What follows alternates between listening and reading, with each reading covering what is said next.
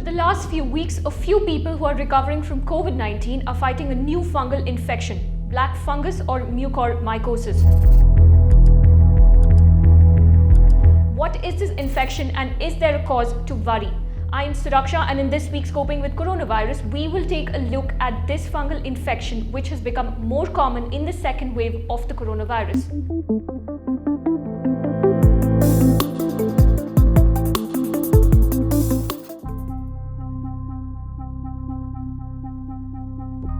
Most of us used to see 1 or 2 or maximum 3 cases per year, okay?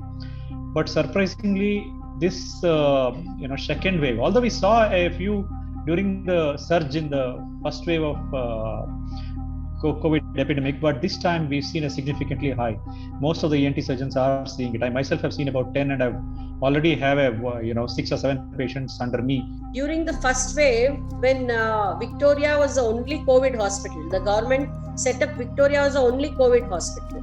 That time when we made a study of about 3,000 plus patients, we had got only about 8 mucormycosis cases. And they were active COVID. In the sense they were also in this 10 plus days, but they were very much still in the hospital setup. And if I can give you the scene in the private setup, they say in the last 1 week there have been about 40 to 50 cases which have come to various places, Ramaya, then Narayan Nethralaya, then ENT it has gone. Many of the ENT people have been actually seeing more cases than the ophthalmologist, because the minute the black discharge comes, they are rushing to them. So it has been on the high, and we expect that our wards will be, or our OPDs will be seeing a lot of mucormycosis in the days to come. Mucormycosis is not new. Earlier, the fungal infection was seen among immunosuppressed individuals like organ transplant patients or those who were on long-term steroids and those with badly managed diabetes. But now it is still unclear what is driving the recent surge of black fungus infection cases in India. A combination of factors may be possible. An early-stage research paper with the Lancet suggests that diabetic COVID-19 patients receiving corticosteroids may be particularly vulnerable to the development of COVID-19-associated mucormycosis. It goes on to say that particularly in cases from India, diabetes was almost ubiquitous. I have seen a couple of patients recently. What has happened? They were treated for COVID, okay? They were treated with steroids, okay? When you give steroids for a reasonable period of time, what happens? The blood sugar tends to go up, okay? So basically, the body's defense mechanism is hampered by the virus, especially the nose. The steroids tends to increase the sugar and also reduces the defense barriers, okay? So basically, a patient who was probably a borderline diabetic undetected has been taking a steroid to get over his lung problem, turns to be diabetic during that phase, okay?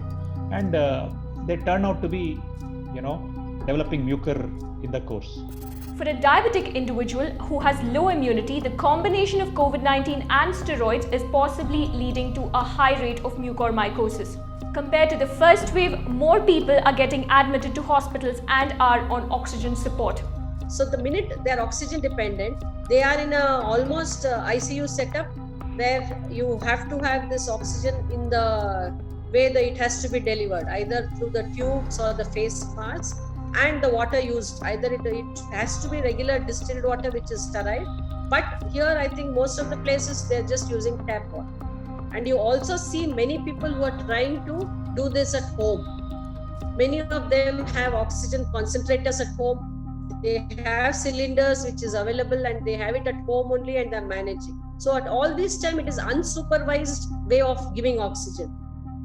So this also may be adding to the risk of the fungus growing in a highly moist atmosphere. So the need of the hour should be a supervised way of giving oxygen. Understanding how steroids can affect your immunosuppression, regular and rapid monitoring of your blood sugar. Initially, COVID-affected mucormycosis used to show up roughly 10 days after discharge. But now, cases of the fungal infection have been reported even while the patient is undergoing treatment for COVID. People who have recovered from COVID can start having pain behind the eyes, start having discharge in the nose, then pain in the eyes along with headache, sinusitis type of headache, then pigmentation occurring along the lid or in the eye. Then what happens, as the tumor, the mucormycosis grows, you will have a proptosis, or the eyeball gets pushed forward. Then once the eyeball is pushed forward, it does not have the ability to move left or right. So movements are restricted. Then with all this compression, your major vessels of the eye, which are called the central retinal artery or the central retinal vein, this can get obstructed. So then patient loses vision. And as it increases, as the regions increase, the chances of death also increases. For example, if it involves the lungs, it's almost 95% death. If it involves the brain, it is 95%. But if we pick it up early, there's a very good chance of cure.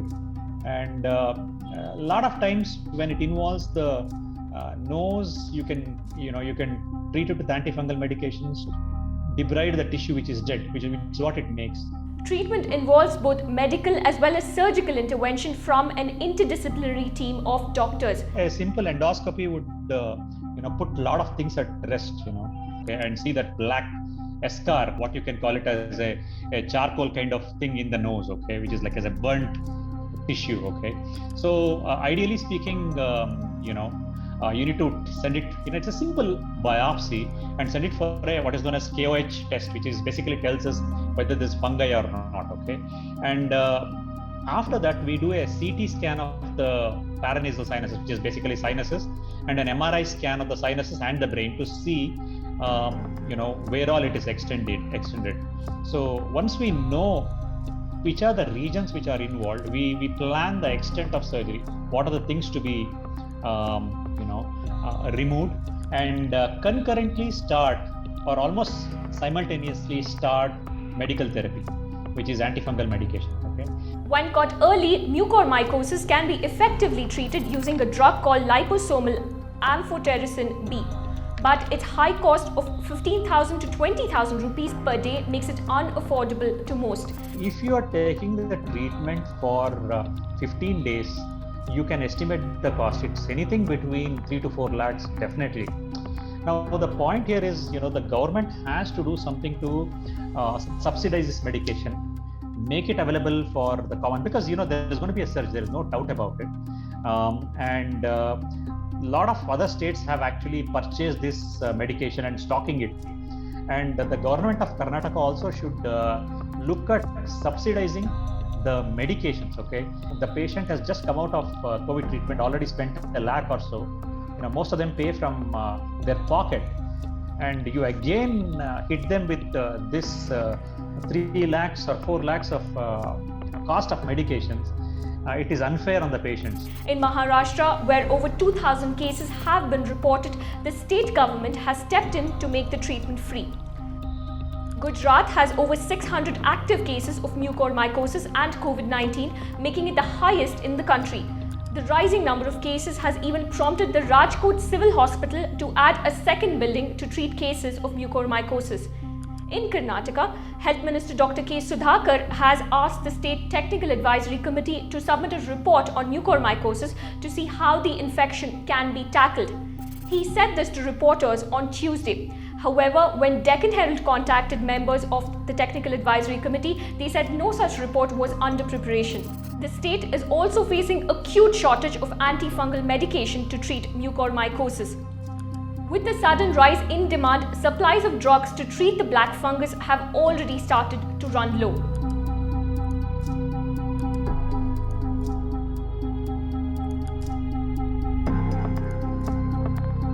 To address this, the central government is already in talks with drug manufacturers to ramp up the production of amphotericin B. Meanwhile, there has also been a surge in home remedies which can increase the risk of mucormycosis. See, there are a lot of people who are looking at putting so many things into the nose, saying lemon drops and these things. Basically, they act as irritants. Once they irritate you, you can see the minute you put it in your nose, if you've tried it on yourself, your eyes start watering, and there's what is called reflex secretions. So these are the things that happen. But if somebody is keeping that lemon drops for a long time, it can become a container of any infection. And what happens is, in your second week, as you fall into the second week of COVID, your white blood cell is at a very, very vulnerable stage, when you are more vulnerable for secondary infections. So there are so many people who are giving you remedies, be it Ayurvedic, be it homeopathy, where you're not sure of the contents, whether these also have some level of steroids, whether that adds on to further immunosuppression is again questionable. So, what do you do if you have recovered from COVID-19 recently and show any of these symptoms here?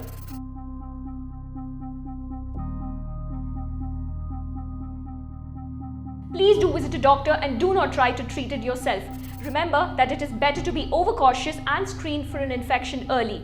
As I mentioned earlier, the chances of treatment are higher if the infection is caught in time. That's all from us this week. We will see you next week with a new Coping with Coronavirus episode. Until then, stay safe.